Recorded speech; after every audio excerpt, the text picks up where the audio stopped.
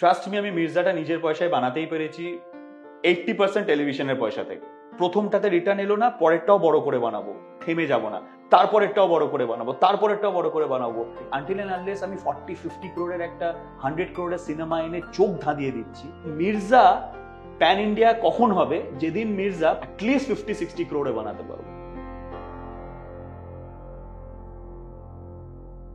তুমি তো এরকমও করতে পারো যে তুমি একটা সিরিয়াল প্রডিউস করলে, তারপরে সেখান থেকে যে রেভিনিউটা চলে এলো। ইটস গুড মানে ভেরি ওয়েল সেড। এটা অনেকে বলেছে আমার, ওয়েল সেড, বিকজ টেলিভিশন থেকে অবশ্যই এটা পয়সা আছে এন্ড টেলিভিশনে প্রচুর পয়সা আছে।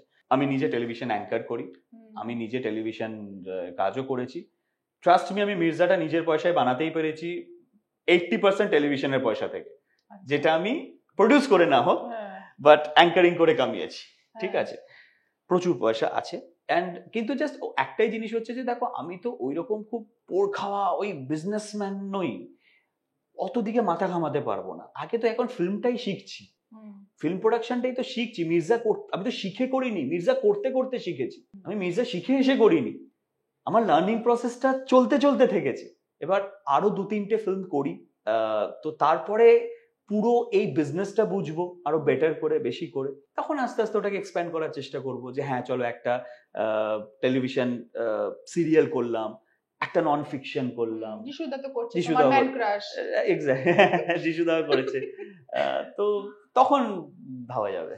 না, এই যে তোমার ইন্ডাস্ট্রিতে তোমার যারা অগ্রজ, তোমার সিনিয়র্স, যেমন দেব আছে, জিৎ আছে, ওরাও তো সবাই প্রডিউস করেছে ছবি। তো ওদের মেকানিজমটা তুমি ফলো করো? মানে do you discuss with them? আগেও করেছি, হ্যাঁ অফকোর্স আগেও করেছি, এবং জিদ্দার সাথেও আমি আগেও বলেছি। জিদ্দার সাথে আমি যখন কথা বলছিলাম, জিদ্দা আমাকে বলেছিল যে when he started off, তখন কি আপস অ্যান্ড ডাউনস ফেজ দিয়ে যেতে হয়েছিল, এই হয়েছিল।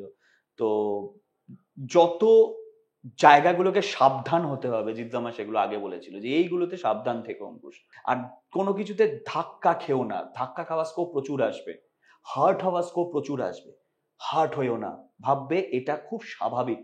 তো এগুলো জিদ্দা অনেক আগে শুরু করেছিল, তখন অনেক অনেক আগে। তো জিদ্দা প্রচুর এক্সপিরিয়েন্স আছে এগুলো নিয়ে, তো সেগুলো অবশ্যই মানে সে তো বটে। উল্টে দেব আবার ওদিকে খুব অ্যাগ্রেসিভলি হি স্টার্টেড অফ, মানে প্রথম ছবি বড় করে।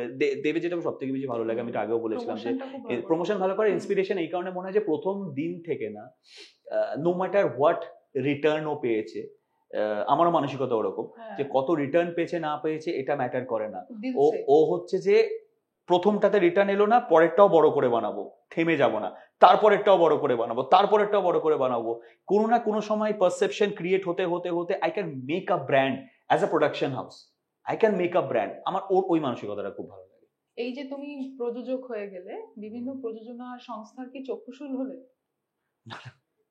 না না, দেখো এইটা করতে গিয়ে তো প্রচুর সাপোর্ট পেয়েছি। এই খারাপ সময় আজকে শুটিং ফ্লোরে যাওয়ার 10-12 দিন আগে আমার ছবি স্যাটেলাইট সোল্ড, আমার ছবি digital right sold, only because of those houses. যারা সাপোর্ট করেছে, বড় প্রোডাকশন, এবং যারা আমাকে দাঁড় করিয়েছে আজকে তাদের প্রচন্ডভাবে সাপোর্ট পেয়েছি। তুমি জানবে হয়তো, তুমি লক্ষ্য করেছো হয়তো, first time in the history of Bengali cinema একটা ছবির ট্রেলার প্রত্যেকটা প্রোডাকশন হাউস, প্রত্যেকটা অ্যাক্টরের প্রোডাকশন হাউস থেকে সবাই ছেড়েছিল। দেখো, আমি সাপোর্ট অবভিয়াসলি পেয়েছি, আমি মিথ্যা কথা বলবো না, অবভিয়াসলি আমি সাপোর্ট পেয়েছি, খুব পজিটিভ ভাবে সাপোর্ট পেয়েছি, যাতে ছবিটা যত বেশি করে প্রমোট হয়, এই হয়, সেই সাপোর্টটা আমার কথা যদি বলো আমি পেয়েছি। বাট ইউনিটিটা আমি কেন বলছি, দেখো ইউনিটি থাকাটা এই কারণে জরুরি যে আমাদেরকে না একটু এমন ভাবে সাপোর্ট আরো বেশি করতে হবে, যেখানে ফর এক্সাম্পল কিছু একটা মার্জ হয়ে কেউ কিছু করলো, ঠিক আছে, একটু মার্জ হয়ে হলো, বড় দুটো হাউস মার্জ হয়ে কিছু একটা করলো সবাই, এইটা আমি ইউনিটির এই ইয়েটার কথা বলছি। সেটা প্যান ইন্ডিয়া রিলিজ করা হলো, সবাই দেখলো, করলো, সেটা আই থিঙ্ক একটু মানে সবাই মিলেমিশে করলে ইজি হবে, রাদার দেন একা করাটা খুবই কঠিন। কারণ প্যান ইন্ডিয়া রিলিজ নিয়ে কথা হয়, হ্যাঁ, মানে সাউথ ইন্ডিয়ান ছবিতেই প্যান ইন্ডিয়া রিলিজের একটা চল তো রয়ে গেছে। মানে এটা তো আমরাও করতে পারি, মানে এটা আমরা করছি না কেন? মানে তুমি তো মির্জা ওখানে ওদের মতো করে ডাব করে বলো বা কিছু করে না, এটা কোন ছবি চলতে পারে কোন ছবি চলতে পারে না, ওটা একটু স্মার্ট মুভ নেওয়াটা ইজ ভেরি ইম্পর্টেন্ট। লাইক আমি আজকে মির্জা লোকে কেজিএফ দেখে নিয়েছে, ঠিক আছে, এরা এই ধরনের ছবি ওরা দেখে নিয়েছে। বাংলায় একটা ইমোশন কাজ করতে পারে যে আমরা অনেকদিন এরকম দেখিনি, এবং আমাদেরই চেনা জানা একজন নায়কের মধ্যে একজন এটা চেষ্টা করছে, ওটা ইমোশনাল টাচ থাকতে পারে, যেটা বাইরে হবে না। বাইরে তো আমাদেরকে চেনে না সেইভাবে। তোরা কেন দেখতে যাবে? আনটিল এন্ড আনলেস আমি 40-50 crore একটা 100 crore সিনেমা এনে চোখ ধাঁধিয়ে দিচ্ছি, হ্যাঁ, তো কেন দেখতে যাবে লোকে? তুমি এই যে ইয়াশ যে ছেলেটা, কেজিএফ এর ছেলেটি ইয়াশ, ওর কোন ছবিটাতে এর আগে তুমি কেজিএফ এর আগে তুমি সেভাবে দেখেছিলে বলো না? কেজিএফটা এমন ভাবে প্রেজেন্ট করলো সবার সামনে, আমাদের কাছে একটা কিউরিওসিটি জাগলো। তো সেইটা যতক্ষণ আমি পিঞ্চ করতে পারবো তাহলে তো করে লাভ নেই। মানে it has to be a very extra ordinary concept, যেটা আমি বাংলায় প্রথমবার আমি এটা টাচ করলাম। আমি প্যান ইন্ডিয়া, যেমন আমি ফর এক্সাম্পল একটা বলছি, দেবদার একটা হয়েছিল তোমার Baghajatin, right? Baghajatin pan India কি করেছে না করেছে আমি ওইদিকে যাচ্ছি না, চেষ্টাটা এবং রিলিজ করার ডিসিশনটা রাইট, বিকজ আমরা চাই বাঘাযতীন নিয়ে সবাই জানুক, যারা জানে না তারাও জানুক বাঘাযতীন কে ছিলেন, তার কন্ট্রিবিউশন কি, তারা জানুক। তো it was a very good attempt. Success failure থাকতেই পারে, সেটা আলাদা জিনিস, অ্যাটেম্পটটা ইজ ভেরি গুড। তো এই ধরনের সিনেমা আমরা তাও প্ল্যান করতে পারি, বাট আদারওয়াইজ যদি তুমি বলো মির্জা প্যান ইন্ডিয়া কখন হবে, যেদিন মির্জা পার্ট 3 হোক পার্ট 4 হোক, যেদিন আমরা অ্যাটলিস্ট 50-60 crore বানাতে পারবো, তবে গিয়ে আমি বুক ঠুকে প্যান ইন্ডিয়া করতে পারবো। তুই প্রোডিউসার হিসেবে কেমন? আমি শুনেছি মানে বিভিন্ন অভিনেত্রীরা বলেছে তুমি খুব কিপটে।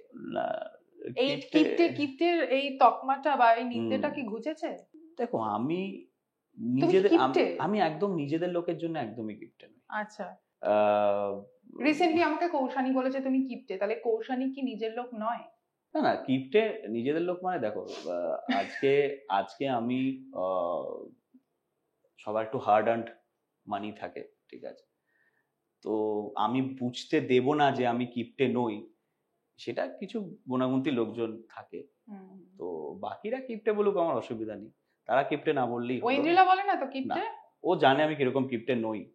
এই যে তুমি বললে না কেমন প্রডিউসার, আজকে প্রথম ছবিতে ভাই বুক ঠুকে একটা এত টাকা লাগিয়ে দিয়েছি আমি, ফার্স্ট ফিল্ম, জানিও না কি হবে না হবে রেজাল্ট, সে ছেলে কিপটে কি করে হতে পারে? ঠিক। পরবর্তী ছবি মির্জার ফ্র্যাঞ্চাইজি থেকে বেরিয়ে পরবর্তী ছবিগুলোতে, সেগুলোতে কি তুমি নায়ক হবে, নাকি সেগুলোতে নতুনদের সুযোগ দেবে, বা যারা ইন্ডাস্ট্রিতে অভিনয় করছে? দেখো আমি নতুনদের সুযোগ মানে তখন দিতে পারবো যখন আমার অ্যাজ আ প্রডিউসার হিসেবে আমার নিজের পায়ের তলাটা আরো শক্ত হবে। আমাকেও যারা লঞ্চ করেছিল বা যারা করেছিল, তারা সেই সময়কার বিগেস্ট প্রোডাকশন হাউসেস ছিল। সো আমি যদি সেই মানুষটির জন্য, সে এটা হিরো হতে পারে, একজন হিরোইন হতে পারে, সেই মানুষটির জন্য আমি যদি সেই প্ল্যাটফর্মটাই না তৈরি করে দিতে পারি, তো তাহলে তো লাভ নেই কোনো, সত্যি কথা বলতে। তো আমি এখন যে প্ল্যানিং গুলো হচ্ছে, সেই প্ল্যানিং গুলো পুরোটাই আগে নিজের মানে পায়ের তলায় মাটিটা শক্ত করার জন্য, তারপর যখন সেইটা একবার হয়ে যাবে তখন অবশ্যই ওটা তো আমার আছেই। কারণ আমারও দেখো, আমারও ফ্যামিলিতে কেউ ছিল না, আমিও সুযোগ পেয়েছিলাম, তো হ্যাঁ, তো আমি ওই জিনিসটা বুঝি, মানে আজকে কেউ যদি সত্যি কেউ ট্যালেন্টেড থাকে এবং due to any kind of politics সে ওই জায়গাটায় পৌঁছতে পারছে না, but that person he or she is very much talented, তো তার পাশে আমার দাঁড়াতে সত্যি মন হয়, কারণ আমি ওইভাবেই এসেছি। কবে বিয়ে করছো এই স্টুপিড প্রশ্নটা আর করবো না, এটা তোমার আর ঐন্দ্রিলার ব্যক্তিগত ব্যাপার, কিন্তু তোমার লাভ ল্যাঙ্গুয়েজ কি? কঠিন, ভালোবাসা নিয়ে তো কঠিন প্রশ্ন, মানে ডেফিনেশন অফ লাভ ল্যাঙ্গুয়েজ, মানে পুরুষদের লাভ ল্যাঙ্গুয়েজটা ঠিক কিরকম হওয়া উচিত, যেটাতে একটা মহিলার মন গলে যেতে পারে? দেখো সব থেকে যেটা আমার মনে হয় মেয়েরা খুব অ্যাট্রাক্ট হয়, সেটা হচ্ছে সেন্স অফ হিউমার, হাসি মজা ইয়ার্কি ঠাট্টা সবকিছুর মধ্যে একটা বেসিক লাইন অফ রেসপেক্ট, সেটা বজায় রাখা।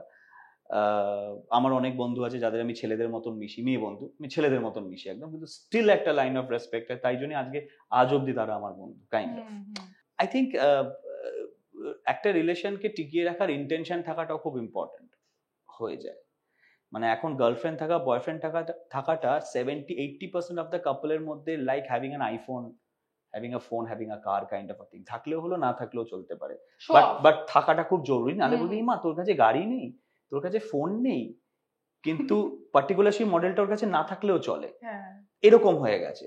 But love should not be like that, it should be like কি হ্যাঁ থাকার ইন্টেনশনটা খুব, মানে একসাথে থাকার ইন্টেনশন, চেষ্টাটা ওইটা খুব ইম্পর্টেন্ট। তাই জন্য আজকাল মানুষজন খুব তাড়াতাড়ি একটা রিলেশনে জাম্পও করছে উপরি ওপর দিয়ে বিউটি বা ওই জিনিসটা দেখে, তাই জন্যই সেগুলো বেশি দিন টেকে না, মানে টিকছেও না এখন অনেস্টলি বলতে গেলে।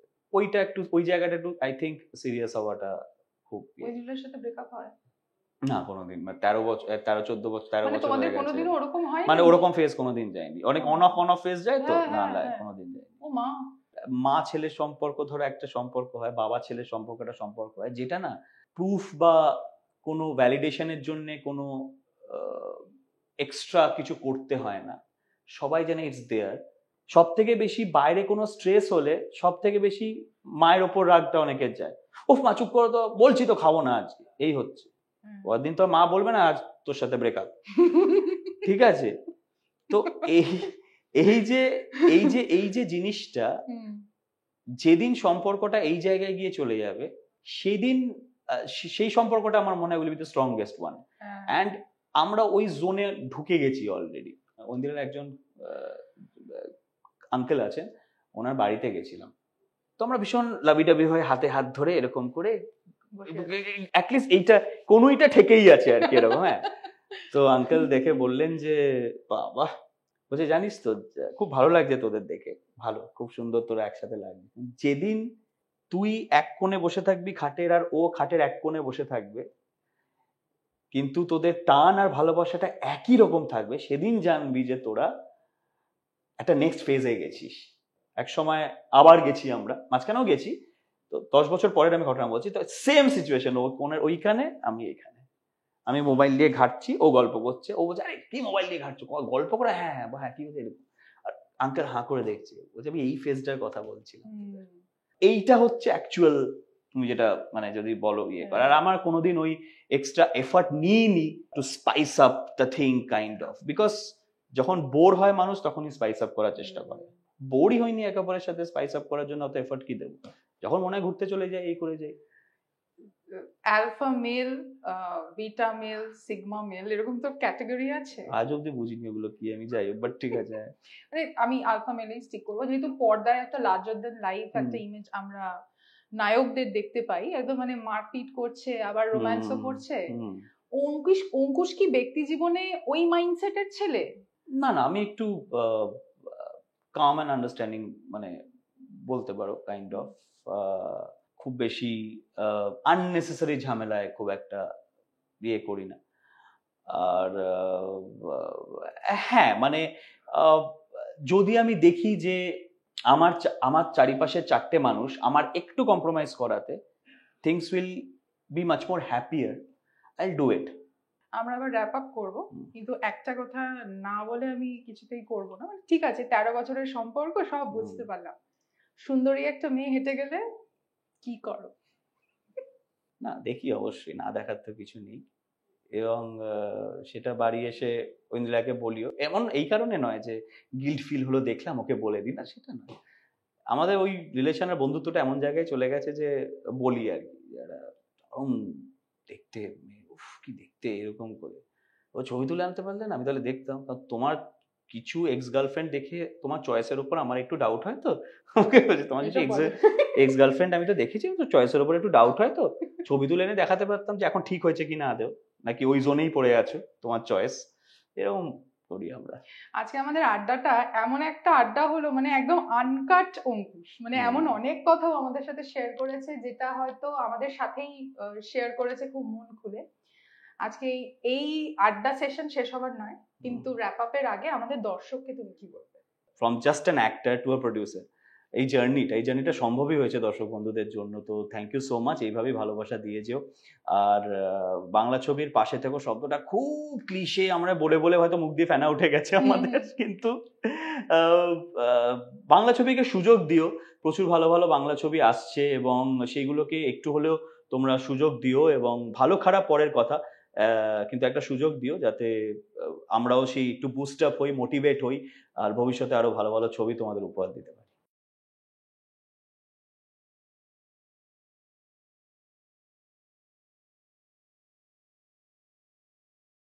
ফলো করুন এইসময়.com। আপডেটেড ভিডিও স্টোরির জন্য সাবস্ক্রাইব করুন আমাদের ইউটিউব চ্যানেল।